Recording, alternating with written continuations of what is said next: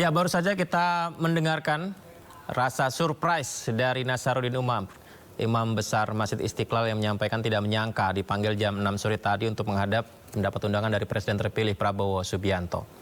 Ya, pemirsa, sejumlah tokoh yang digadang-gadang bakal menjadi calon menteri datang menemui Presiden terpilih Prabowo Subianto di kediamannya. Menurut Ketua Harian Partai Gerindra, Sufmi Dasko, para tokoh yang hadir sudah menyatakan kesediaannya membantu Prabowo Subianto di pemerintahan mendatang. Beredar kabar, Presiden Joko Widodo ikut memberi masukan dalam penyusunan Kabinet Prabowo Gibran. Kita bahas selengkapnya seperti apa, sudah bergabung bersama kami melalui sambungan Zoom Wakil Ketua Umum Jokowi Mania San Salvator, kemudian pengamat politik Adi Prayitno, dan kami masih menunggu bergabungnya politikus Partai Gerindra. Oh, sudah bergabung, ada Bang Riza Patria juga. Saya sapa narasumber saya, selamat malam abang-abangku, apa kabar semuanya? Selamat malam semuanya, Mas Adi. Baik. Selamat malam, Bang Riza. Iya, selamat malam. Terima kasih sudah bergabung di Sindo Prime. Bang Riza Patria, dapat undangan juga nggak, Bang? Kenapa? Diundang juga nggak, Bang, ke Kertanegara, Bang? Saya baru diundang rapat tim pemenangan Bang Ridwan Kamil dan Pak Susono. Jadi kami tiap hari rapat memastikan strategi kinerja daripada tim pemenangan Bang Ridwan Kamil dan Pak Susono. Terkait kabinet, ya biar nanti kita tunggu saja siapa saja yang diundang begitu. Karena banyak kejutan ya, Bang Riza ya. Tadi Pak Nasaruddin Umar bilang mendadak tiba-tiba habis buka puasa, puasa sunnah, sore jam 6 tadi baru dipanggil langsung. Nah ini kalau kita lihat Pak Prabowo Subianto sepertinya banyak kejutan yang dihadirkan untuk kabinet. Ya, jadi kalau kita lihat siapa saja yang dipanggil, kita semakin bersyukur, semakin senang, semakin bahagia, semakin optimis bahwa calon-calon menteri yang dipanggil adalah orang-orang yang memiliki integritas baik, memiliki kompetensi yang baik, kapasitas, pengalaman, dan jam terbang yang tidak diragukan lagi. Itu artinya bahwa orang-orang yang akan membantu Pak Prabowo Gibran akan diisi oleh orang-orang terbaik putra-putri bangsa. Dan itu meyakinkan kita semua dan publik dan seluruh rakyat Indonesia bahwa kabinet ke depan akan diisi oleh orang-orang terbaik. Dan itu juga meyakini kita bahwa kapal besar yang dinahkodoi oleh Pak Prabowo Gibran akan bergerak mengarungi samudra dengan segala permasalahannya, insya Allah akan dapat mengatasi berbagai kompleksitas masalah bangsa di tengah ya masalah-masalah dunia yang ada sekarang. Dan alhamdulillah juga kami meyakini bahwa ke depan Indonesia akan menjadi bangsa Bang Riza, yang kuat. ditahan dulu. Kita dengarkan terlebih dulu Bang Riza. Ini Erick Thohir sudah keluar. Kita dengarkan dulu Erick Thohir berikut ini. Rencana ke depan, karena tentu situasi dunia sedang tentu kompleks ya, kita bisa lihat. Dan tentu amanah ini ya tadi saya sampaikan akan saya jaga sebaik-baiknya dan saya akan pastikan amanah ini kita sukseskan gitu. Saya pekerja keras, semua tahu, dan saya loyal. Tetapi ya memang situasi tidak mudah ya, kita harus terus dorong seluruh yang tentu diamanahkan gitu. Pak, berarti posisinya menteri seperti yang sama atau saya rasa itu tupoksi beliau sebagai Bapak Presiden. Bidangnya Pak? Kembali beliau yang nyampaikan nanti. Kalau saya yang penting fokus yang ada. Mencoba bilang situasi dunia ini Menlu, Pak. Amanatnya apa, Pak? Saya tidak bisa sampaikan sebelum beliau sampaikan. Besok ada pembekalan ya Pak? Pak, besok ada pembekalan calon menteri ya Pak di Hambalang Pak? Saya belum dapat informasi. Yang pasti besok nonton bola dulu.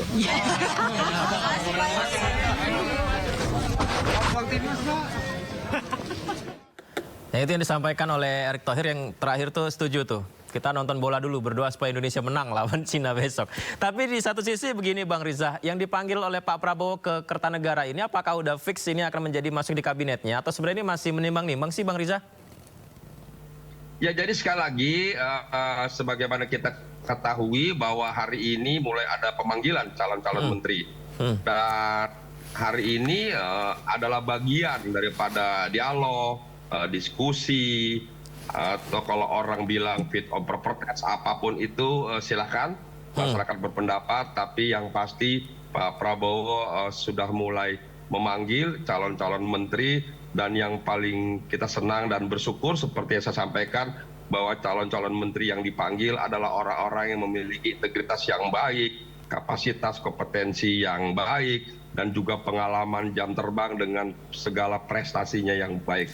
Dan ini meyakinkan pada kita ke depan bahwa kabinet ke depan akan diisi oleh orang-orang yang baik, dan insya Allah kita akan mencapai satu tujuan masyarakat yang adil dan makmur, Indonesia menjadi negara besar yang membanggakan dunia.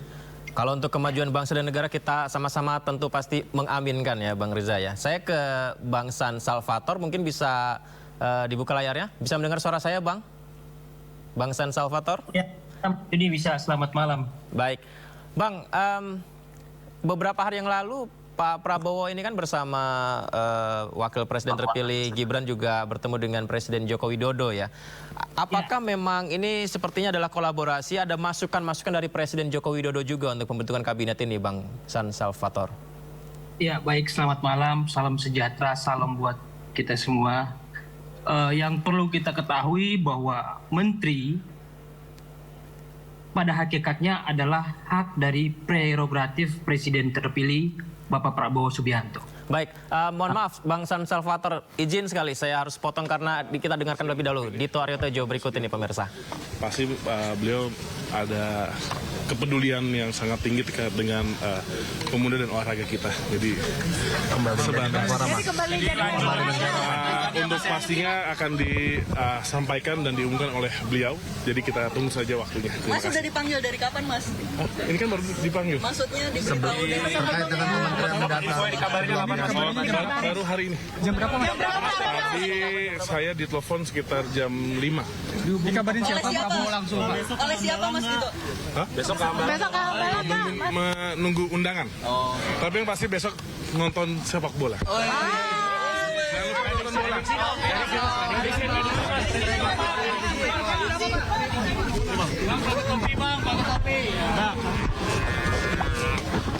Ya, saya harus minta maaf ke rekan-rekan semuanya. Ini dialog kita bebarengan dengan sekaligus kita mengupdate situasi terkini di Kertanegara. Tidak apa-apa ya rekan-rekan semuanya. Dilanjutkan silakan Bang San Salvator. Seperti apa tadi?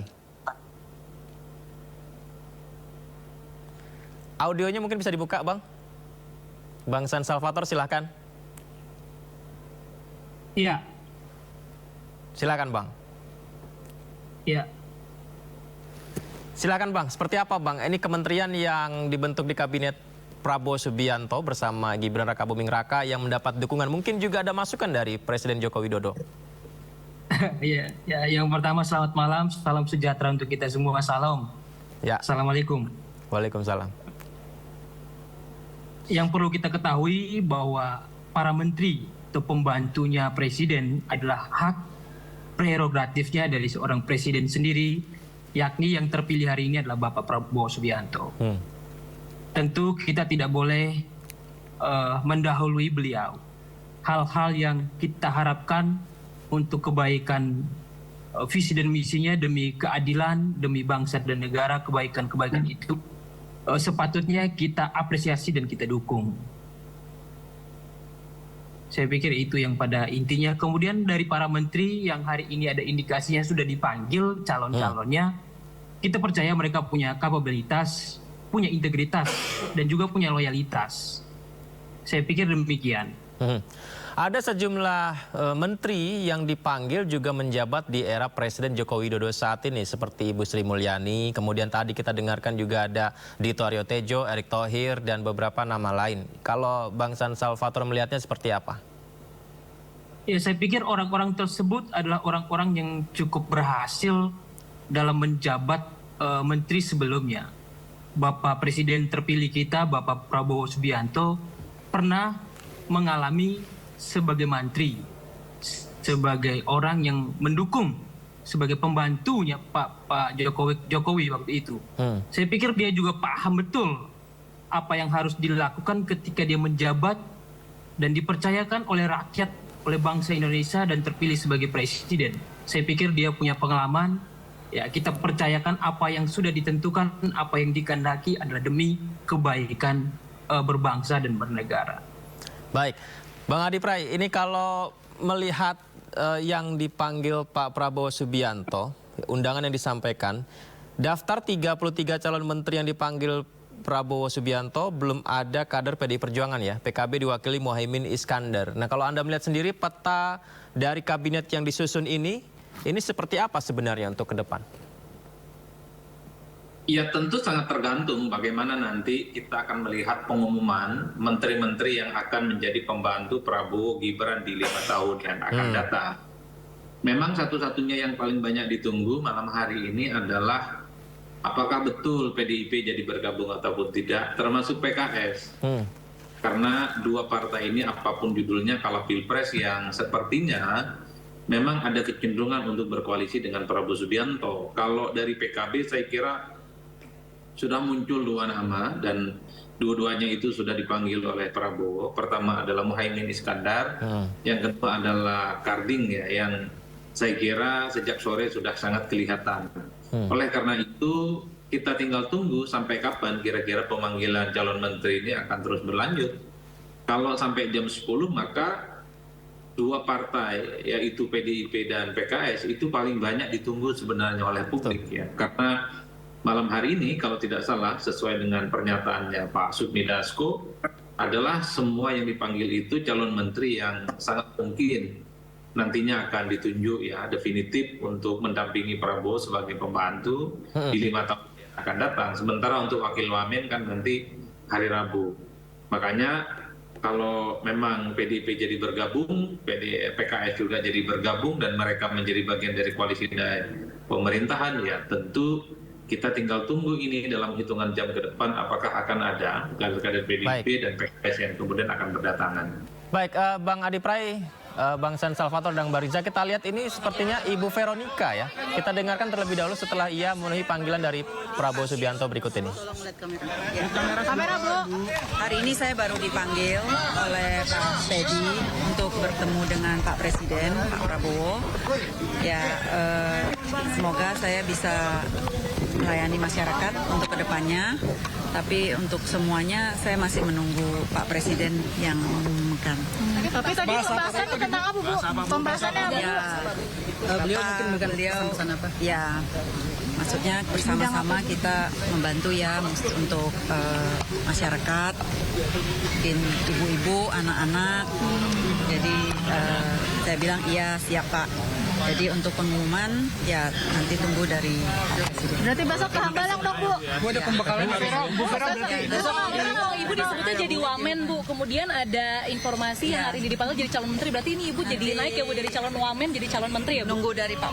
Bu harus sini Bu. Lebih panjang anak ya Bu ya. Masih banyak yang lain. Baik, ini menarik nih Mas Adi Pray, Ibu Veronica dipanggil dan tadi yang disampaikan ketika diwawancara wartawan adalah semoga melayani masyarakat, menunggu semuanya informasi dari Pak Presiden. Kalau yang Anda bilang kan hari ini menterinya ya, besok mungkin wakil menterinya begitu dari info Pak Sufmi Dasko juga. Nah ini berarti kalau Anda lihat Ibu Veronica juga masuk dalam kabinet ya Mas Adi? Ya, kemungkinan itu cukup terbuka karena hari ini yang dipanggil adalah mereka yang diproyeksikan dan hampir pasti akan jadi menteri Prabowo dan Gibran ya. Itu kalau mendengar statement-statementnya Bang Dasko ya. Yang menurut saya menjadi kejutan adalah Ibu Veronica. Ini kan sekali memang tidak pernah jadi pembicaraan ya di semua apapun, di media juga tidak pernah disebut.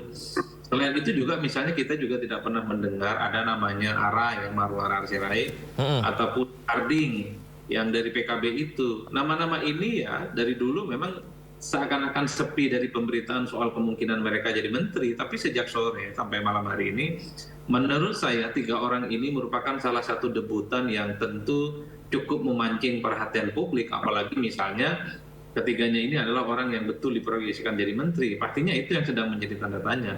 Bahkan ada kader muda NU perempuan kalau tidak salah itu kan juga sore juga dipanggil ya ke kediaman Pak Prabowo. Ini yang saya kira memang masih menjadi misteri dan teka-teki. Kalau nama-nama lain itu kan sudah lama sudah menjadi pembicaraan publik soal Erick Thohir, soal Dito, kemudian Sri Mulyani, tentang Pratikno, kemudian elit-elit partai. Saya kira memang hampir tiap hari kita mendengar bahwa mereka itu adalah sosok-sosok yang sangat mungkin akan jadi menteri di kemudian hari. Termasuk misalnya siapa menteri dari Demokrat, soal menteri dari PAN, soal menteri dari Gerindra, soal dari Golkar. Kita kan sejak lama sudah mendengar itu. Maka tidak herankan kalau kemudian ya malam hari ini kita melihat Veronica itu adalah satu yang bagian dari misteri soal bagaimana penyusunan kabinet Prabowo nantinya, Mas. Saya kira di situ. Yang Anda maksud tadi Arifatul Khairi Fauzi ya, kader muda NU yang juga tadi sudah datang. Nah, iya, betul itu, Mas. Baik, Bang Riza, ada nama-nama yang mengejutkan. Tadi disampaikan ya Marurar Sirait, kemudian Arifah Fauzi, dan tadi itu Veronica tuh Bang Riza. Nah ini apakah kalau Bang Riza lihat ya tidak terlalu mengejutkan karena banyak pertimbangan dari Pak Prabowo. Tapi kalau masyarakat melihat kan tetap kaget juga ya Bang Riza. Jadi sekali lagi Pak Prabowo kan pernah menyampaikan bahwa Indonesia negara besar sehingga kabinetnya jadi besar. Pak Prabowo juga pernah menyampaikan bahwa perlu dan penting mengakomodir yang mewakili Indonesia Barat, Indonesia Tengah, bahkan Indonesia Timur. Dan juga mewakili agama, mewakili daerah atau suku. Sehingga kalau kita lihat calon-calon yang dipanggil, tidak hanya calon-calon yang memiliki latar belakang bidang kompetensinya, tapi juga mewakili daerah, mewakili agama, mewakili etnis. Jadi itulah kenapa kita lihat ada nama-nama yang juga selain mewakili menteri-menteri yang pernah bersama-sama di kabinet Pak Jokowi Maruf Amin, juga ada nama-nama baru yang saya mengenal baik ya. Nama tersebut, orang-orang tersebut yang kita sama-sama lihat di media pada sore malam hari ini adalah orang-orang yang memiliki integritas dan kompetensi. Seperti Ibu Veronica, saya mengenal baik ketika saya menjadi wakil gubernur, bertemu, berdiskusi, berdialog, berinteraksi.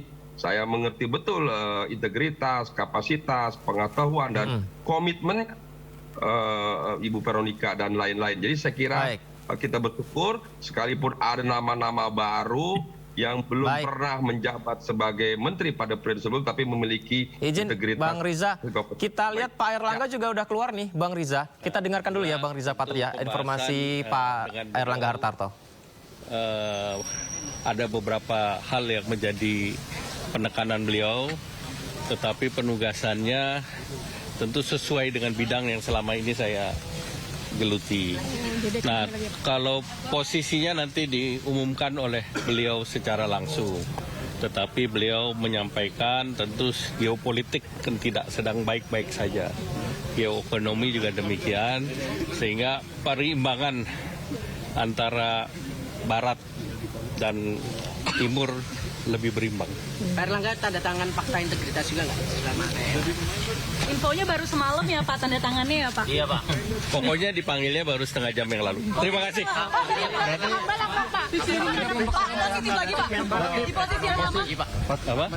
Ya itu juga Bang Riza yang ditekankan Presiden terpilih kita Prabowo Subianto bahwa disampaikan kepada Pak Airlangga Hartarto barusan, situasi politik mancanegara, situasi saat ini, kondisi saat ini tidak sedang baik-baik saja dan mengajak untuk bekerja keras. Di luar dari kita ingin memastikan apakah ini masuk kabinet atau tidak ya. Apa yang ingin disampaikan Pak Prabowo Subianto? Karena memang kalau seperti itu kan pressure dulu ya yang disampaikan ya, bukan sebuah harapan untuk bisa semangat membangun bangsa ini. Bang Riza, silahkan.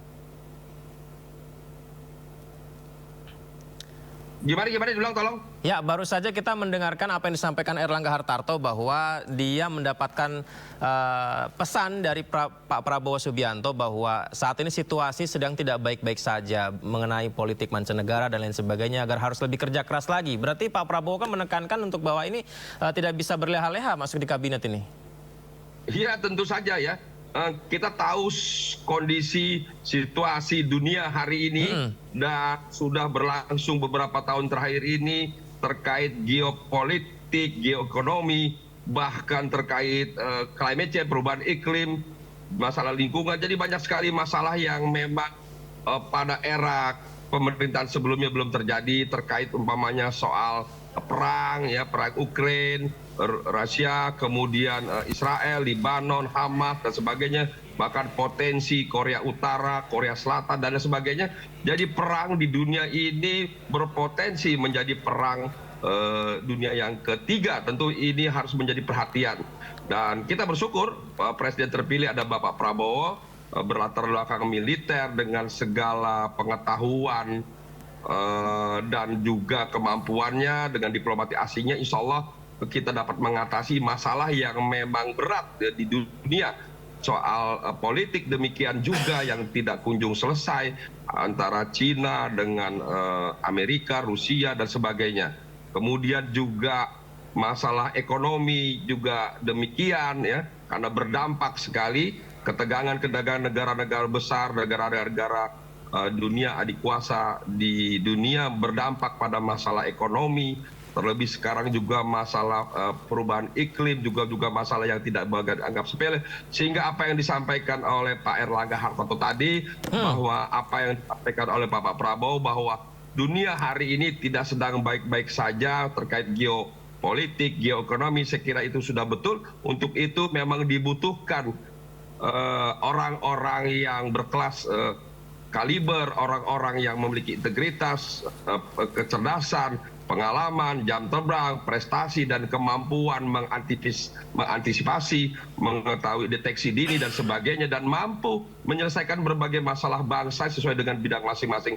Itulah sebabnya Pak Prabowo sangat berhati-hati sekali untuk menyusun, mencari orang-orang terbaik, putra-putri terbaik bangsa. Sampai dengan detik ini kita sudah melihat secara langsung bahwa orang-orang yang diundang adalah putra-putri terbaik bangsa yang kita yakini insya Allah akan dapat mendampingi, membantu Pak Prabowo dan Mas Gibran ke depan, membawa Indonesia menjadi lebih baik lagi.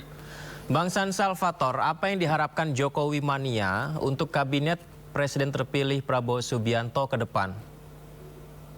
Iya, baik. Yang diharapkan kita adalah orang-orang yang dipilih, dipercayakan oleh Bapak Presiden terpilih, itu mampu mengemban tugasnya, bertanggung jawab, berintegritas, loyalitas, dan punya kapabilitas. Sehingga apa yang menjadi cita-cita Presiden kita dalam hal visi dan misinya bisa terlaksana. Dan juga itu adalah demi kebaikan bangsa Indonesia. Saya pikir itu aja yang terpenting untuk harapan-harapan kita. Apakah ingin agar kabinet Presiden terpilih kita nanti memiliki kemiripan dengan Presiden Joko Widodo yang sekarang akan lebih baik, atau membiarkan Presiden terpilih kita untuk membentuk kabinetnya dengan caranya sendiri, karakternya sendiri, Bang San Salvator? Oh, itu sih yang pasti kita sudah mempercayakan Presiden terpilih kita dari sekian banyak persen, Pak Prabowo itu dipilih sekian 52%, lebih mungkin. Nah, yang kita harapkan di sini, kita percayakan kepada beliau. Sehingga apa yang menjadi cita-citanya untuk kebaikan berbangsa dan negara itu terpenuhi. Dalam hal ini kita tidak sama sekali mengharapkan hal-hal yang sebelumnya diikuti. Tapi apabila diikuti hal-hal yang baik, ya monggo. Kan beliau juga sebelum terpilih sempat belajar, sempat menjadi bagian dari Bapak Jokowi tersendiri. Nah, untuk itu mungkin beliau juga belajar dalam hal untuk mengelola negara. Saya pikir apabila ada yang dilaksanakan ataupun ada hal-hal yang baik yang kemudian dijadikan lebih baik, saya pikir itu juga bagus. Baik, Mas Adi Pray, kalau hingga malam ini kita lihat pemanggilan beberapa nama-nama yang tadi juga kita simak, ada yang termasuk out of the box mungkin ya, ada Ibu Veronica, kemudian juga sebelumnya ada Nasaruddin Umar dan lain sebagainya. Apakah kalau Anda lihat ini the right man in the right place ketika Presiden terpilih kita Prabowo Subianto membentuk kabinetnya? Ya tentu kalau kita melihat satu persatu orang yang tadi siang sampai hari ini dipanggil oleh Prabowo, rekam jejaknya saya kira memang cukup luar biasa, Mas. Rekam jejak di partai politik, rekam jejak di Ormas, rekam jejak sebagai profesional, tentu harapannya cukup besar ke depan bahwa para menteri ini, apapun posisi menterinya, mereka itu bisa mampu mengakselerasi semua visi dan misi dan janji politik Prabowo untuk 5 tahun yang akan datang. Karena tentu saja bagi Prabowo, menteri-menterinya ketika ditunjuk ya, mereka ini harus memiliki kecepatan untuk mengakselerasi apapun yang diinginkan oleh Prabowo, terutama untuk menggenjot ya, supaya kita tidak hanya di 5% tapi 8%. SDM kita semakin berkualitas karena ada program makan gizi gratis yang saya kira itu adalah satu manuver yang menurut saya sangat layak untuk diapresiasi. Tinggal tentu harapan publik adalah bahwa calon menteri ini ditempatkan pada posisi yang memang sesuai dengan portofolionya. Kalau memang ada menteri itu dia latar belakangnya militer misalnya, jangan lagi sampai ngurus tanah, kan kira-kira begitu Mas. Tempatlah pada posisi yang semestinya. Kalau ada menteri yang tidak ahli pendidikan, jangan ditempatkan di ahli pendidikan. Kalau lihat portofolio per hari ini rasanya sudah oke. Misalnya Profesor Nasaruddin Umar, beliau itu adalah guru besar UIN Syarif Hidayatullah Jakarta dan saat ini adalah Imam Besar Istiqlal. Jadi kalau kemudian diproyeksikan sebagai Menteri Agama, saya kira sangat pas posisi itu Mas. Pandangan-pandangannya cukup inklusif dan cukup terbuka. Bahkan misalnya di Kementerian Riset Dikti misalnya, orang-orang yang belakangan ini muncul adalah orang-orang yang memang cukup memiliki kapasitas dan kompetensi. Tinggal kita lihat nanti secara utuh siapa yang sebenarnya menteri-menteri ini akan ditempatkan pada posnya masing-masing. Tapi kalau melihat rekam jejaknya, saya kira rasa-rasanya memang mereka ini punya jam terbang di atas rata-rata. Mas Adi Pra, ini kan PDI Perjuangan belum dipanggil ya hingga sekarang, tapi nggak tahu sih karena ini masih terus berkembang ke depan. Nah ini nanti akan pengaruh tidak dengan rencana pertemuan Presiden terpilih Prabowo Subianto dengan Presiden kelima RI Ibu Megawati? Ya saya kira memang kalau pertemuan Prabowo dengan Megawati itu melampaui urusan kabinet, ya saya kira tanpa kader PDIP itu datang ke rumah kediaman Prabowo, hari ini tidak akan ada persoalan apapun.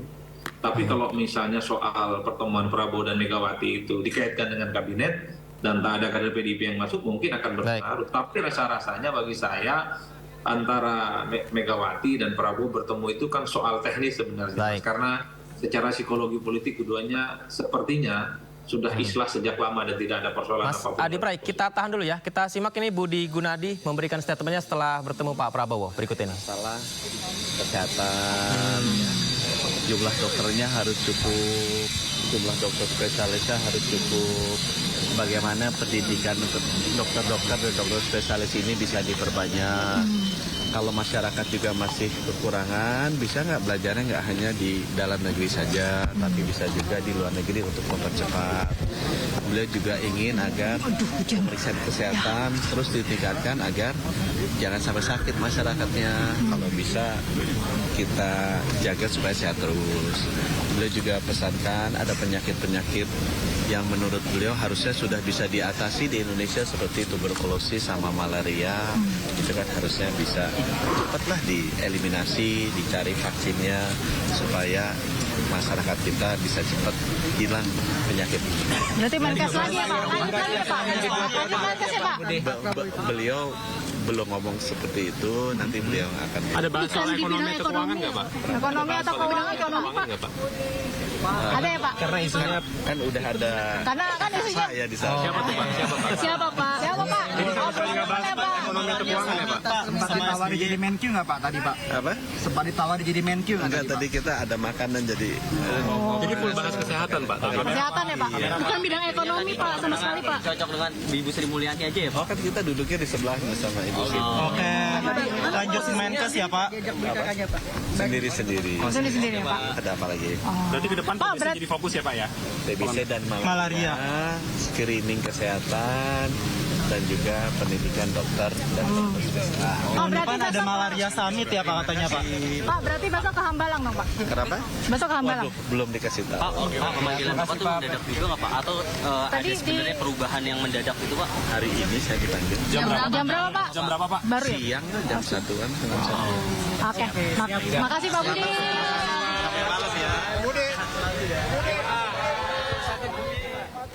Kita lanjutkan dialog kita. Bang Riza, kalau kita dengarkan statement-statement tokoh-tokoh yang dipanggil ini berarti setiap nama yang datang dan berbincang bersama Pak Prabowo Subianto, ini temanya beda-beda sesuai dengan keahliannya masing-masing. Seperti barusan Pak Budi bilang bahwa rumah sakit harus cukup, dipesankan Pak Prabowo bahwa pendidikan dokter spesialis diperbanyak, masalah penyakit seperti malaria itu juga harus segera selesai, tidak lagi ada. Ini berarti sudah mulai terukur nih ya bagaimana pembentukan kabinetnya, Bang Riza.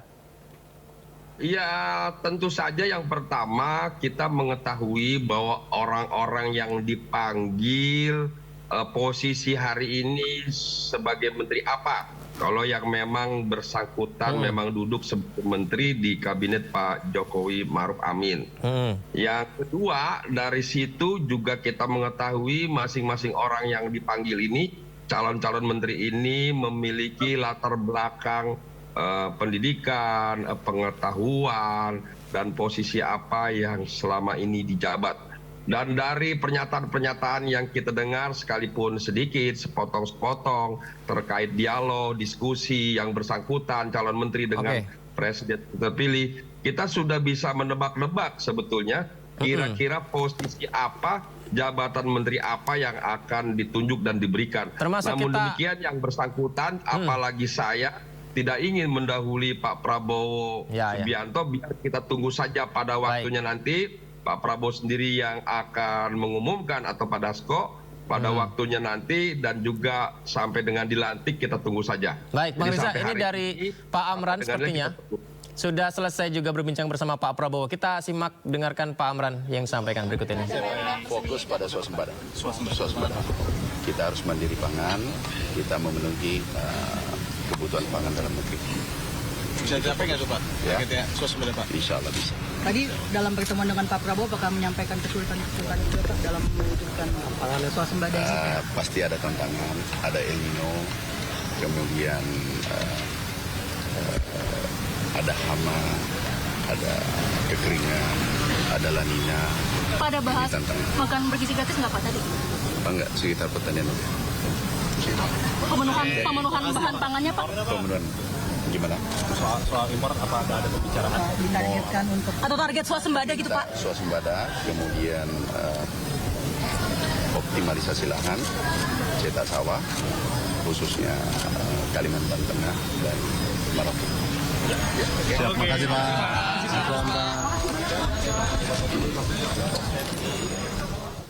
Baik, sepertinya persis seperti yang disampaikan Bang Riza dan juga Mas Adi Pray tadi ya. Sesuai dengan kemampuan dan keahliannya yang ditanyakan oleh Pak Prabowo Subianto. Kita nantikan seperti apa lengkapnya nanti setelah final ini pembentukan menyempurnakan dari kabinet Presiden terpilih Prabowo Subianto dan Wakil Presiden terpilih Gibran Rakabuming Raka. Bang Riza dan juga narasumber lainnya, terima kasih banyak sudah bergabung. Bang San Salvator dan juga Mas Adi Pray. Sehat selalu, nanti kita berdialog lagi. Terima kasih banyak, selamat malam.